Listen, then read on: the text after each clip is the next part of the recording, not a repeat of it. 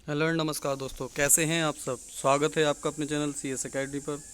इससे पहले के पार्ट में दोस्तों हमने पढ़ा था सभी राज्यों के राज्यपाल, मुख्यमंत्री और उनके जिलों की संख्या के बारे में कि किस राज्य में कितने ज़िले हैं।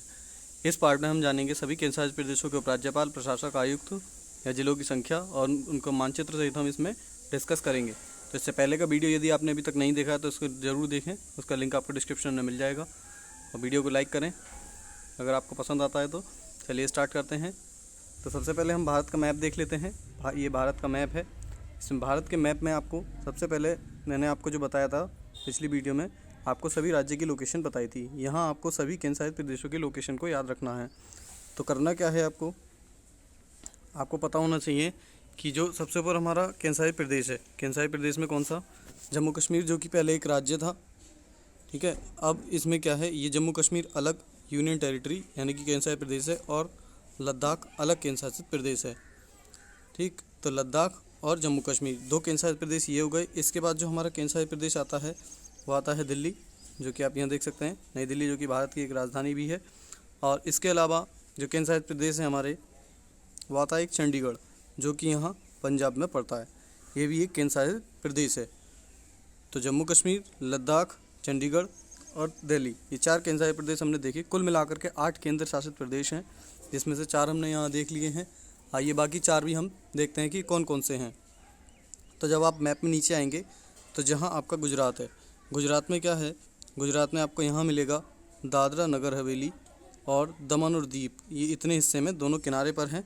तो दमन और दीप और दादर नगर हवेली, ये दोनों क्या थे, दोनों अलग अलग यूनियन टेरिटरी यानी कि केंद्र शासित प्रदेश थे, लेकिन इनको मिला करके एक कर दिया गया है। तो इसलिए एक केंद्र शासित प्रदेश ये हुआ। 4 हमने ऊपर देखे, एक ही 5 केंद्र शासित प्रदेश हो चुके हैं। इसके अलावा 3 केंद्र शासित प्रदेश और आते हैं, तो उन्हें अभी हम देख लेते हैं। जब आप मैप में और नीचे आएंगे यहाँ, तो आपको देखिए जो दक्षिण भारत है, दक्षिण भारत के मैंने आपको उससे पहले भूगोल की वीडियो में बताया था कि इधर अरब सागर है, इधर बंगाल की खाड़ी है, बे ऑफ बंगाल, और नीचे हिंद महासागर है यानी इंडियन ओशन। तो अगर आप देखें तो यहाँ पर मिलेगा आपको लक्षद्वीप, लक्षद्वीप की राजधानी है कवरत्ती, ये भी एक केंद्र शासित प्रदेश है। इधर आपको मिलेगा अंडमान निकोबार द्वीप समूह, इसकी राजधानी है पोर्ट ब्लेयर, ये भी एक केंद्र शासित प्रदेश है। तो कुल मिलाकर के ये 7 केंद्र शासित प्रदेश हो चुके हैं। और जो 8वां केंद्र शासित प्रदेश है वो है पौंडीचेरी। अब पौंडीचेरी में क्या है कि पौंडीचेरी में 4 जिले हैं, लेकिन चारों जिले उसके अलग अलग राज्यों में स्थित हैं। जैसे सबसे छोटा जिला माहे यानी पुदुचेरी का माहे जिला जो है वो भारत का और पुदुचेरी का भी सबसे छोटा जिला है क्षेत्रफल की दृष्टि से। तो माहे, पुदुचेरी, और यहीं मिलेगा आपको कराईकल तमिलनाडु में। पुदुचेरी और कराईकल तमिलनाडु में है और येनम आंध्र प्रदेश में है। तो कुल मिलाकर के हमारे 8 केंद्र शासित प्रदेश हैं, जिनके बारे में हम एक एक करके देखते हैं। तो सबसे पहले हम देखेंगे केंद्र शासित प्रदेश के बारे में कि इनके बारे में आपको ध्यान रखना है कि यहाँ पर राज्यपाल नहीं उपराज्यपाल होते हैं। तो आपको पता है कि भारत में कुल राज्यों की संख्या कितनी है, 28 है, जबकि भारत में कुल केंद्र या संघ शासित प्रदेशों की संख्या 8 है। राज्यों में विधानसभा होती है, जहाँ विधानसभा होती है वहाँ मुख्यमंत्री और राज्यपाल होते हैं, किंतु केंद्र शासित प्रदेशों में विधानसभा नहीं होती। इसी कारण वहाँ मुख्यमंत्री नहीं होते और राज्यपाल के स्थान पर उपराज्यपाल होते हैं। और उपराज्यपाल को किसी किसी केंद्र शासित प्रदेश में आयुक्त के नाम से भी जाना जाता है और कहीं कहीं प्रशासक के नाम से भी जाना जाता है। अब इसमें 2 अपवाद हैं। अपवाद क्या है, दिल्ली और पुदुचेरी। दिल्ली और पुदुचेरी में क्या है, विधानसभा है, क्योंकि केंद्र शासित प्रदेशों में विधानसभा नहीं होती है, लेकिन दिल्ली और पुदुचेरी में विधानसभा है।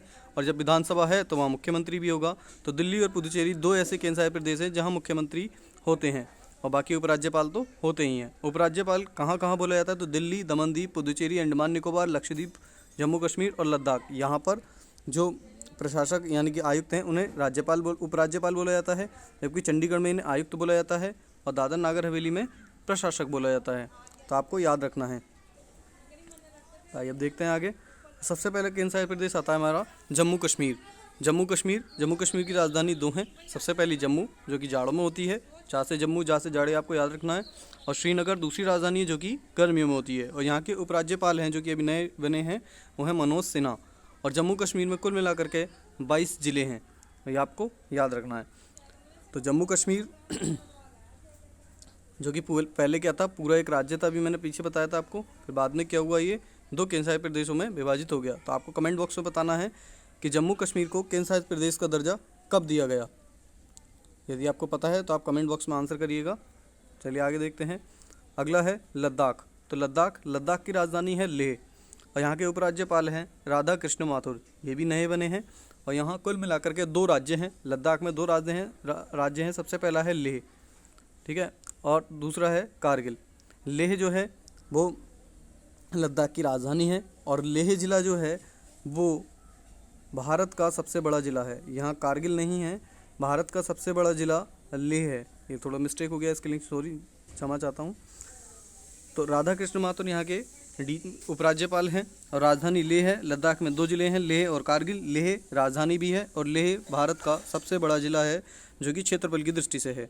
लेकिन लेह से पहले क्या था, भारत का सबसे बड़ा ज़िला था कच्छ, या भी आपको याद रखना है, कच्छ जो कि गुजरात में पड़ता है, लेकिन वो अब दूसरे नंबर पर है और सबसे बड़ा ज़िला बन चुका है लेह जो कि लद्दाख में है।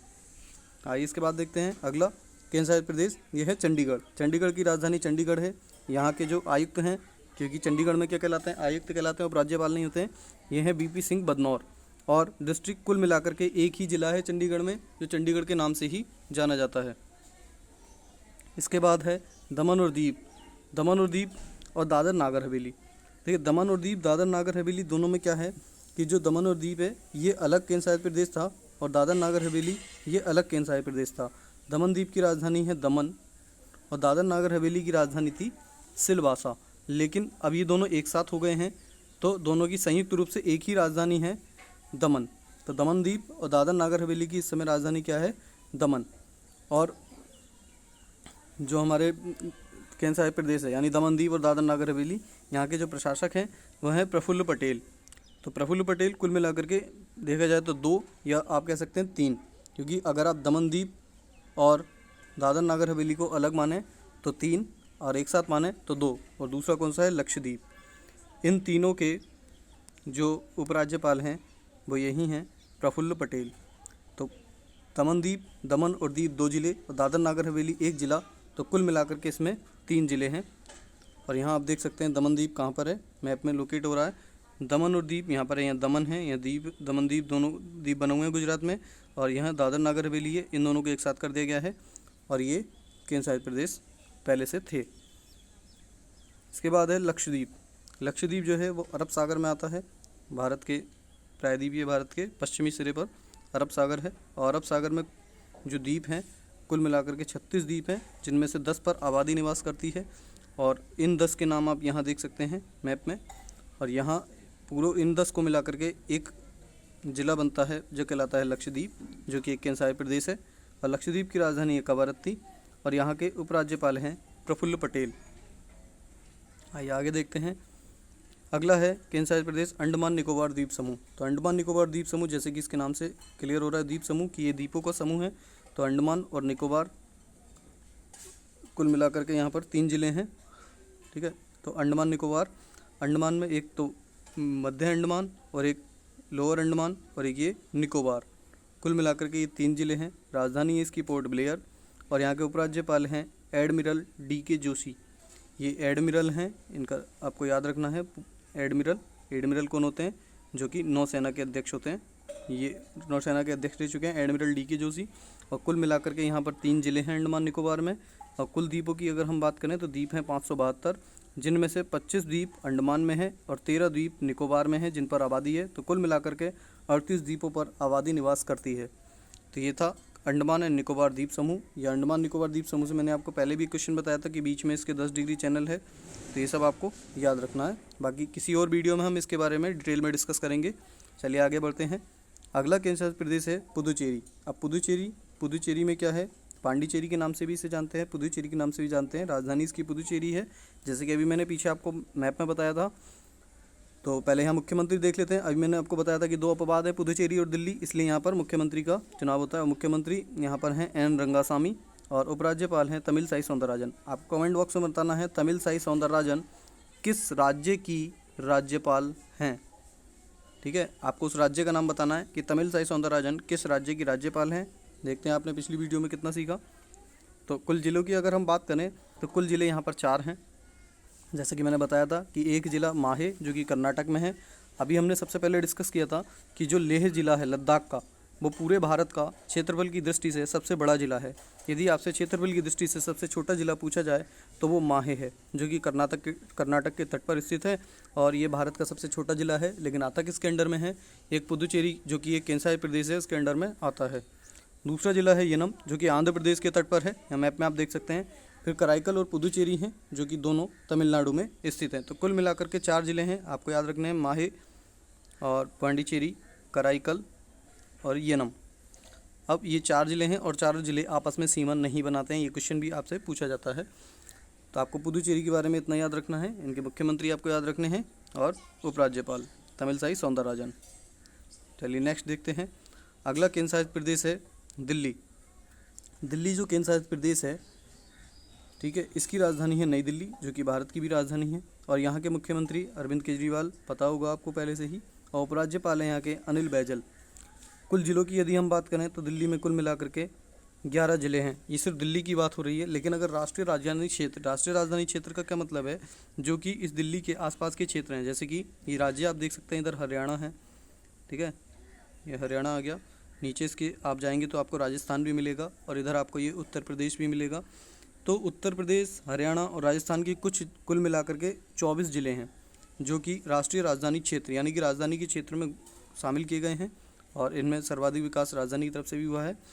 तो ये जो ज़िले हैं ये नेशनल कैपिटल रीजन यानी कि NCR कहलाते हैं। आइए हम देखते हैं NCR में कौन कौन से और कितने ज़िले आते हैं। यदि आप यूपी की किसी भी एग्ज़ाम की तैयारी करते हैं, चाहे वो लेखपाल हो, ठीक है, UPSI हो, कुछ भी, UPSSC की तरफ से कोई भी एग्ज़ाम यदि होता है, यानी कि उत्तर प्रदेश का अगर आप कोई भी एग्ज़ाम दे रहे हैं तो आपको उत्तर प्रदेश के GK के बारे में पढ़ना पड़ेगा। इसलिए आपको उत्तर प्रदेश के कौन कौन से ज़िले NCR में आते हैं वो आपको याद रखना है। तो कुल मिलाकर के 24 ज़िले NCR में आते हैं।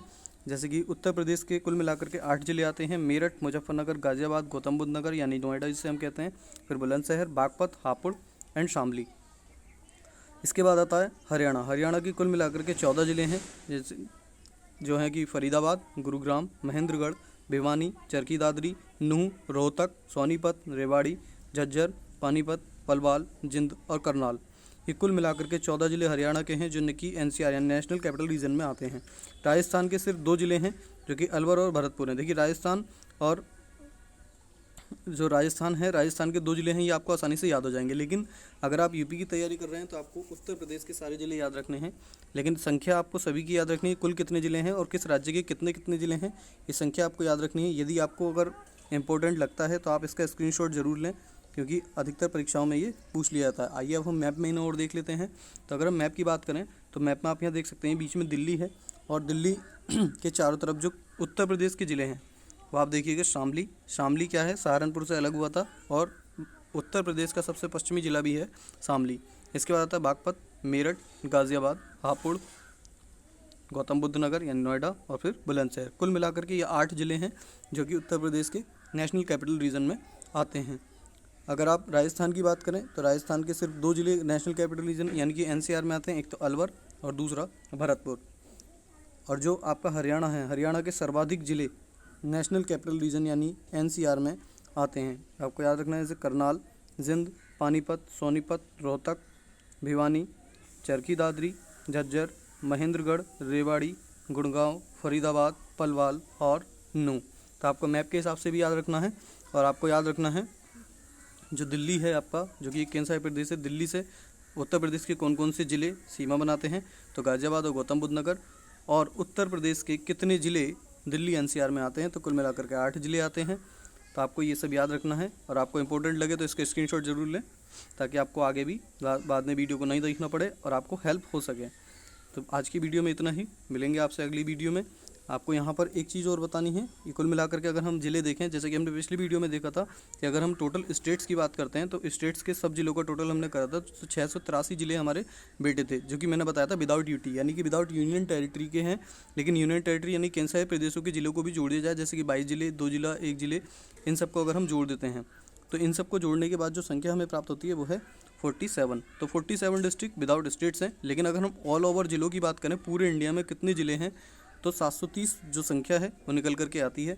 अब 730 जो संख्या है इसे आप याद रखें, क्योंकि इतने ज़िले पूरे भारत में हैं और इससे ज़िले एक आध ये ज़्यादा भी हो सकते हैं, क्योंकि ज़िले जो है वो बनते भी रहते हैं और कुछ ज़िले मिक्स भी होते रहते हैं।